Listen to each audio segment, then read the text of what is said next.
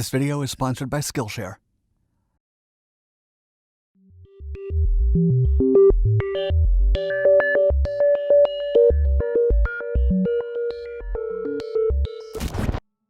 Car crash.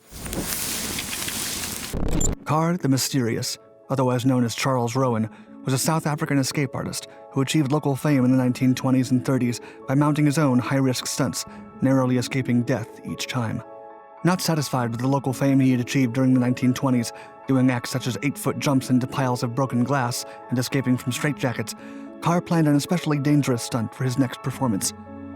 Even a local doctor was known to have, quote, begged Carr not to proceed with the performance, but he insisted.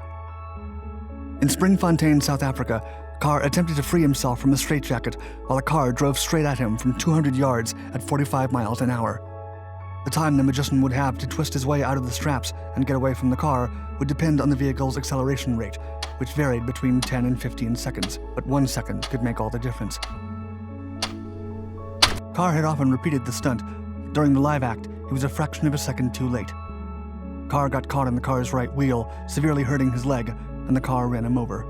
A Reuters article read, quote, "A ghastly death befell a traveling magician named Carr here this afternoon." Charles Rowan perished moments after the impact in front of a large audience, including children. But before he died, he exonerated the driver from any responsibility. At Dark 5, we never stop learning new stories to bring you, and we always work towards improving our craft. Whether you're looking to explore new skills, develop existing interests, or get lost in creativity, Skillshare is the place to keep you learning with thousands of online courses. For instance, hone your own YouTube skills with the class YouTube Success, Script, Shoot, and Edit with MKBHD. Led by tech YouTuber and podcaster Marques Brownlee, you'll learn how to approach researching, writing, shooting, and editing videos to launch and grow your own channel. Skillshare is giving Dark 5 viewers a special offer. The first 1,000 people to click the link in the description will get a 1-month free trial of Skillshare, so you can start exploring your creativity today. Invulnerable. The gun trick is one of the most dangerous tricks ever performed. In it, a magician feigns a gunshot wound while maintaining to have stopped a bullet in its tracks. Audiences may be under the illusion that they either caught the bullet or survived the shot, but no shot is really fired. Nevertheless, over 15 magicians have died at the hands of this so-called illusion. In the 1800s, an acclaimed Polish husband and wife magician duo, the Dolinskis, included the gun trick in their performance repertoire. The end of the trick would lead the Dolinski magicians revealing a handful of bullets, previously concealed on their person, to the astonishment of the spectators. In performing the trick, rifles used to be loaded by biting a cartridge open and then pouring the gunpowder down the barrel. The rest of the cartridge would then be jammed into the barrel with a ramrod. Before the show, the accomplished soldiers were paid and instructed to bite the bullet away in secrecy and load a blank. During a show for Prince Schwarzberg-Schwandershausen and the royal family in Amstadt, Germany in 1820, Madame Dolinski was to be shot by a firing squad of 6 men and stop all 6 bullets. Her husband then watched his pregnant wife get shot in the abdomen, as one of the soldiers had used a live round by mistake. The soldier was probably nervous about being on stage and automatically loaded the rifle per usual. Madame Dolinski died of her wounds 2 days later. The widower went into shock and never performed again, with the grief eventually driving him insane. Necromancy.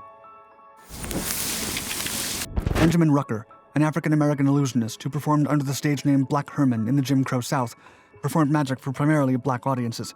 In the most signature tricks in his repertoire, Black Herman would enliven audiences by fooling them into thinking he was being buried alive.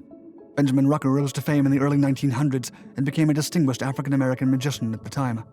After learning the profession from his mentor and subsequent partner, Prince Herman, Rucker became a skilled prestidigitator. When Prince Herman passed away, Rucker took his name and initiated a career of his own. His repertoire included levitation acts and rabbit appearances, but his most notorious number was being buried alive. Black Herman claimed to perform magic secrets taught by Zulu witch doctors and sustained that he descended directly from Moses. To promote his upcoming shows, Rucker put together an act in which he would pretend to be buried alive for 3 straight days. He would be laid to rest in an outdoor area called Black Herman's private graveyard and would then be exhumed and awakened from his slumber, carrying on with the show. In April of 1934, almost at the end of his promotional show in Louisville, Kentucky, the 44-year-old magician collapsed on stage after suffering a heart attack. But the name he had made for himself dissuaded his followers from believing he was actually dead. Taking advantage of the morbid curiosity of his admirers, Rucker's promoter charged admission tickets for Black Herman's funeral. The hesitant audiences could then see the magician's corpse right in front of them, a theatrical end to a life of showmanship. Crushed dreams. 32-year-old Joseph Amazing Joe Burris's lifelong dream was to become more famous than his hero, Harry Houdini. On the anniversary of Houdini's death on Halloween night in 1992, Burris attempted the escape at which even Houdini had failed, to be buried alive.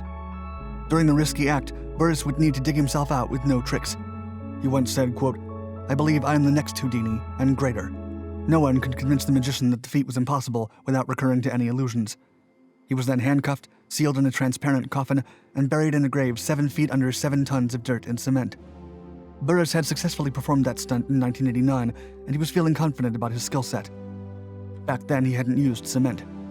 Amazing Joe was ready for a more amazing deed this time.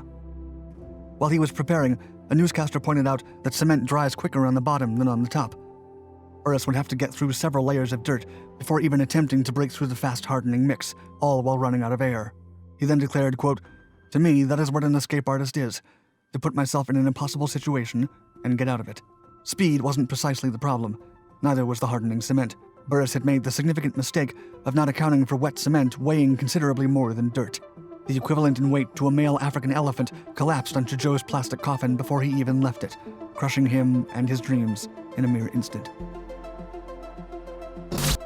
Mind and brain.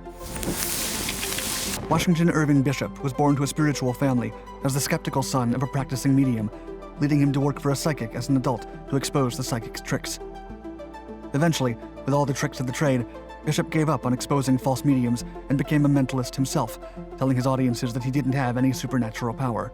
Bishop was bored with the futility of exposing frauds, so he resolved to learn a natural ability that might look like a supernatural power, but was more of a subtle, ordinary, and real skill. Instead of getting tangled in a psychic world, he became an anti-spiritualist performer and learned what is known as muscle reading. This would allow him to read the physiological reactions of the body to one's thoughts, conscious or unconscious.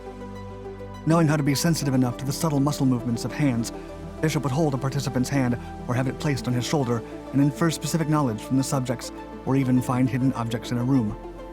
Nevertheless, Bishop suffered from catalepsy and would sometimes collapse in the middle of a show.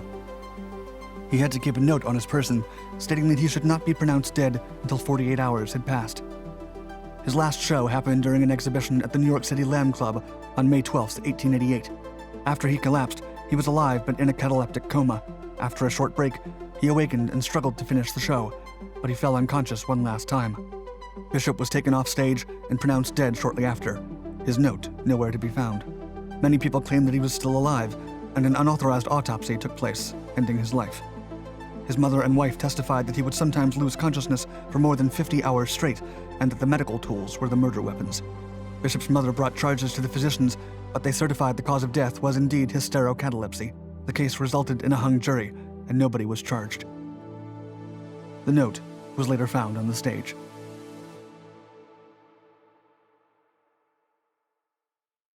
If you liked our video, please give it a thumbs up. And don't forget to subscribe to our channels and leave us a comment below.